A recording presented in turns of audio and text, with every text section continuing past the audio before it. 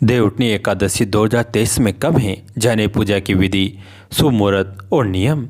सनातन परंपरा में जिस कार्तिक मास में शुक्ल पक्ष की देवोत्थान या फिर कहें देवउठनी एकादशी पर श्रीहरि अपनी योग निद्रा से जागते हैं और उसमें शादी ब्याह जैसे मांगलिक कार्यों की शुरुआत होती है, उसकी तारीख, शुभ मुहूर्त और पूजा विधि सनातन परंपरा में एकादशी तिथि को भगवान श्री विष्णु की पूजा के लिए बहुत ज़्यादा शुभ माना गया है। लेकिन इसका महत्व तब और ज़्यादा बढ़ जाता है जब यह कार्तिक मास के शुक्ल पक्ष में पड़ते हैं और देवउठनी या फिर देवोत्थान एकादशी के नाम से जानी जाती है। हिंदू धर्म में देवउठनी को इसलिए बहुत ज़्यादा शुभ माना गया है क्योंकि इसी एकादशी में भगवान विष्णु 4 महीने बाद अपनी योग निद्रा से जागते हैं और उसी के बाद शुभ कार्यों की शुरुआत होती है। आइए देवोत्थान एकादशी तिथि की पूजा विधि, शुभ मुहूर्त, धार्मिक महत्व और जरूरी नियम के बारे में विस्तार से जानते हैं। देवउठनी एकादशी की पूजा का शुभ मुहूर्त देश की राजधानी दिल्ली के पंचांग के अनुसार इस साल कार्तिक मास के शुक्ल पक्ष की एकादशी 22 नवंबर 2023 की रात्रि 11:03 से प्रारंभ होकर 23 नवंबर 2023 की रात्रि 9:01 समाप्त होगी। ऐसे ही उदय तिथि के अनुसार इस साल देवोत्थान एकादशी का पावन पर्व 23 नवंबर 2023 को मनाया जाएगा और इस व्रत का पारण अगले दिन 24 नवंबर 2023 को प्रातःकाल 6:51 से 8:37 के बीच किया जा सकेगा। गौरतलब है कि एकादशी का व्रत बगैर पारण के अधूरा माना जाता है। देवउठनी एकादशी की पूजा विधि। देवउठनी एकादशी पर भगवान श्री विष्णु का आशीर्वाद पाने के लिए व्यक्ति को प्रातःकाल सूर्योदय से पहले उठकर स्नान करना चाहिए। फिर उसके बाद उगते हुए सूर्य देवता को अर्घ्य देना चाहिए। इसके बाद भगवान श्री विष्णु के व्रत एवं पूजन का संकल्प करना चाहिए और अपने घर के ईशान कोण में उनकी विधि विधान से फल फूल, धूप दीप, चंदन भोग आदि का अर्पित करके पूजा करनी चाहिए। देवउठनी एकादशी की पूजा में एकादशी की कथा का पाठ या श्रवण जरूर करना चाहिए और सबसे अंत में श्री हरि और माता लक्ष्मी की आरती करना चाहिए तथा अधिक से अधिक लोगों को इस व्रत एवं पूजा का प्रसाद बांटना चाहिए। हिंदू मान्यता के अनुसार एकादशी का व्रत बगैर पारायण के अधूरा माना गया है, इसलिए व्रत के अगले दिन शुभ समय में पारायण जरूर करें। देवउठनी पूजा का अचूक उपाय। देवउठनी एकादशी वाले दिन व्यक्ति को भगवान श्री विष्णु के सामने घी का दिया जलाना चाहिए। उसके बाद पूरे घर, आंगन, छत और मुख्य द्वार पर दिया जरूर रखना चाहिए।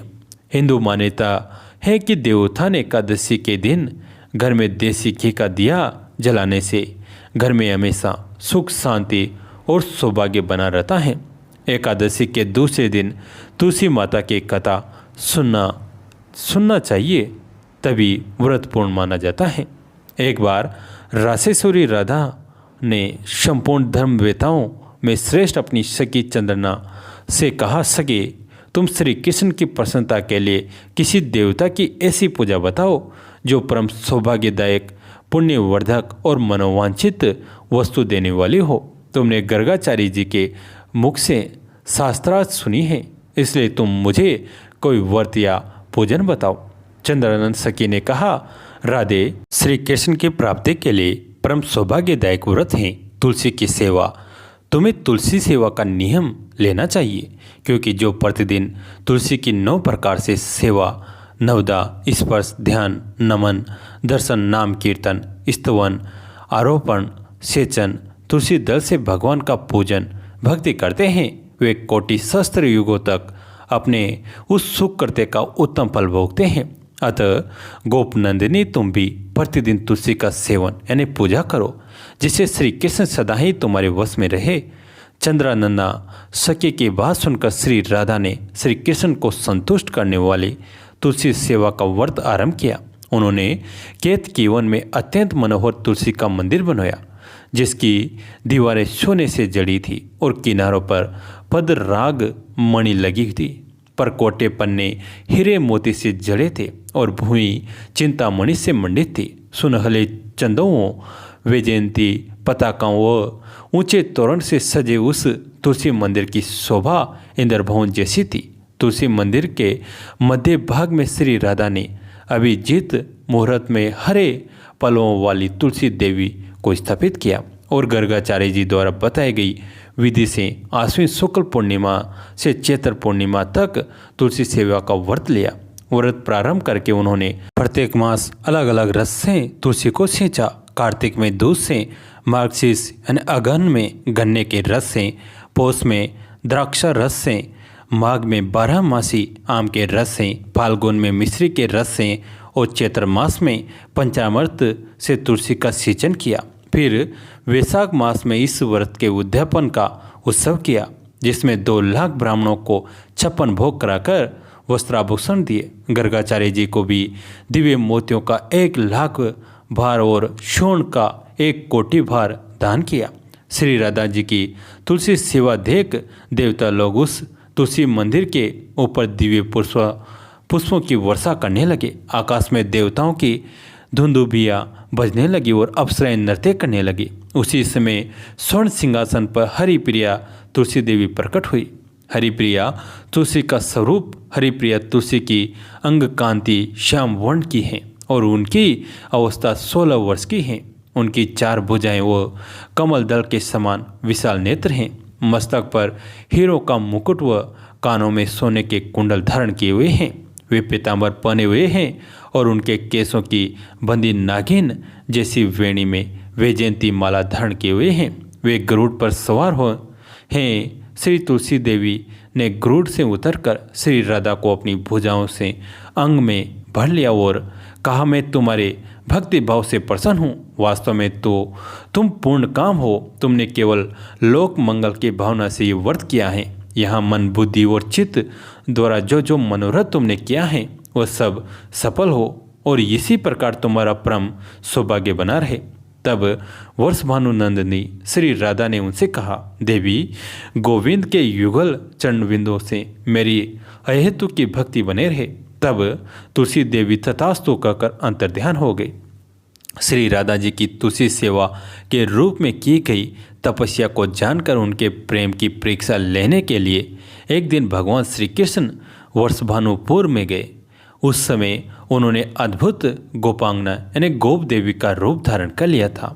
उनके पैरों के नुपुर की झनकार, कटी में करदनी लगी घंटियों की खनखनाहट, अंगुलियों में मूर्तिकाओं की अपूर्व शोभा, कलाएं में रतन जड़ित कंगन, बाहों में भुजबंद कंठ व वक्ष स्थल पर मोतियों के हार, बाल रवि के समान चमकता शीश फूल, केसों में वेणी, नासिका में हिलती हुई मोती की बुलाक और श्याम शरीर की दिव्य आभा उन्हें अद्भुत दिव्य प्रदान कर रही थी। राजा वर्षभानु का महल खाए और परगोटों से घिरा था। चारों दरवाजों पर काजल की तरह काले गजराज घूमते थे। मायामयी गोप देवी बने श्याम सुंदर अंतपुर में प्रवेश करके उस आंगन में पहुँचे जहाँ करोड़ों चंद्रों के समान कांतिमयी कोमलांगी एवं करसांगी श्री राधा धीरे धीरे घूम रही थी और अनेक सखियां फूलों की झड़ी लिए श्री राधा के गुण गा रही थी। उस मणिमय आंगन में उस नवीन गोप देवी की तेज कांति देखकर श्री राधा से सभी सखियां हतप्रभ रह गई। जैसे चंद्रमा के उदय होने पर तारों की कांति फीकी पड़ जाती हैं, उसी प्रकार उस गोप देवी की आभा से उस मणिमय आंगन की शोभा फीकी पड़ गई। उस नवीन गोप देवी का स्वागत करके श्री राधा जी ने कहा, इस भूतल पर तुम्हारे समान दिव्य रूप का कहीं दर्शन नहीं होता। तुम अपने आगमन का कारण बताओ। तुम अपनी बाकी चितवन, सुंदर दीप्ति, मधुर वाणी, मनोहर मुस्कान, चाल ढाल और आकृति से मुझे श्रीपति नारायण के समान दिखाई देती हो। तुम अपने निवास स्थान का संकेत प्रदान करो। तुम्हारी आकृति मेरे प्रियतम श्री कृष्ण जैसी ही है, अतः तुम मुझे बहुत प्रिय लगती हो। तब गोप देवी बने श्री कृष्ण ने श्री राधा से कहा, हे कमल नयनी, गोकुल में नंद भवन के पास मेरा निवास है। मेरा नाम गोप देवी है। मैंने ललिता सखी के मुख से तुम्हारी रूप व गुण माधुरी का वर्णन सुना है, अतः मैं तुम्हें देखने तुम्हारे घर चली आई हूँ। अब संध्या हो गई है, अब मैं जाती हूँ। कल प्रातः फिर तुमसे मिलने आऊँगी।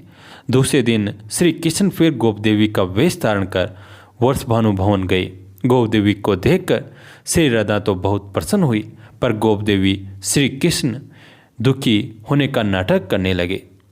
श्री राधा के पूछने पर गोप देवी ने कहा, राधे, वर्षानुगिरी की घाटियों में जो मनोहर सकरी गली है उसी से होकर मैं दही बेचने जा रही थी। इतने में नंद कुमार श्याम सुंदर ने मेरा मार्ग रोक लिया और कहा, गोपी मैं कर लेने वाला हूँ, अतः कर के रूप में तू मुझे दही का दान दे। मेरे मना करने पर वह नंद का छोकरा दही की मटकी फोड़कर सारा दही पी गया और मेरी चादर उतार ली, इसलिए मैं अनमनी हो रही हूँ। फिर गोप देवी बने श्री कृष्ण ने श्री राधा से कहा, जात का ग्वाला, काला कलूटा रंग, न धनवान, न वीर, न सुशील और न स्वरूप, ऐसे पुरुष के प्रति तुमने प्रेम किया है, यह ठीक नहीं है। मैं कहती हूँ तुम आज से उस निर्मोही कृष्ण को अपने मन से निकाल दो।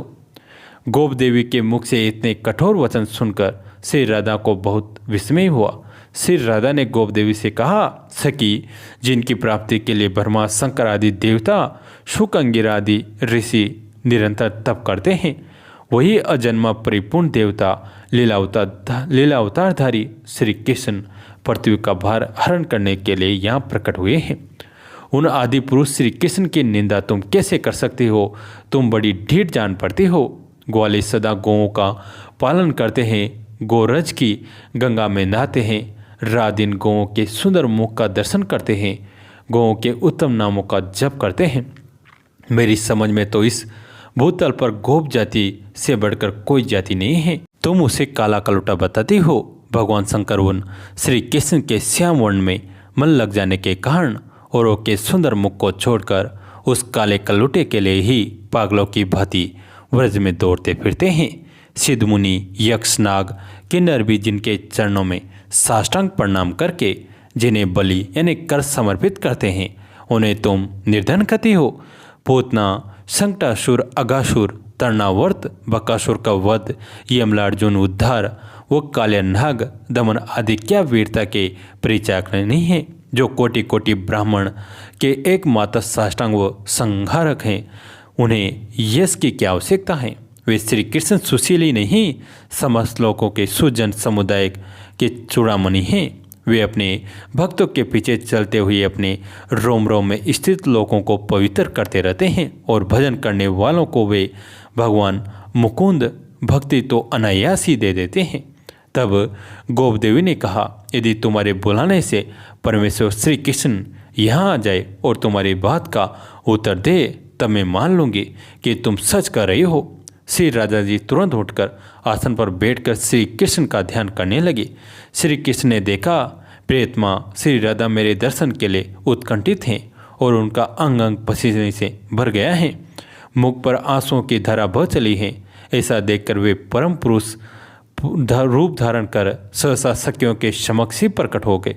श्री कृष्ण ने कहा, हे चंद्रवेदना, जैसे ही मैंने सुना कि तुम कह रहे हो कि प्रियतम कृष्ण आओ, मैं अपने गोकुल गोपवृंद को छोड़कर यमुना तट और वंशीवट से दौड़ता हुआ तुम्हारी प्रसन्नता के लिए यहाँ पहुँचा हूँ। कोई सखी रूपधारी मायाविनी तुम्हें छलने के लिए यहाँ आई थी। मेरे आते ही वो यहाँ से चली गई। तुम्हें उन पर विश्वास नहीं करना चाहिए। श्री राधा प्रियतम श्री कृष्ण को देखकर उनके चरणों को में प्रणाम कर परमानंद में निमग्न हो गए और उनका मनोरथ पूरा हो गया। कैसी लगी आज की कथा? अगर अच्छी लगी तो लाइक कीजिए, अपने दोस्तों के साथ, फैमिली के साथ शेयर कीजिए। कहानी अंत तक सुनने के लिए आप सभी का तहे दिल से धन्यवाद।